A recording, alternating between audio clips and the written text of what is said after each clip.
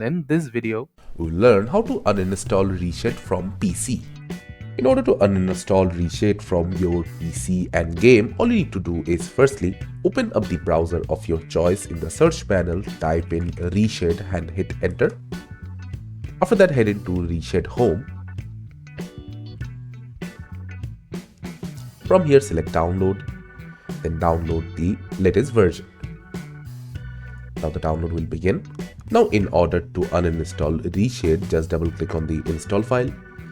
From here you can select the game that you had installed ReShade on, and if you cannot find the game, you can just head into the browse option. From here you can select the game that you had installed ReShade on. So I installed it on 5M, so I'll just head into it, click on next, then select the DirectX version we used to install.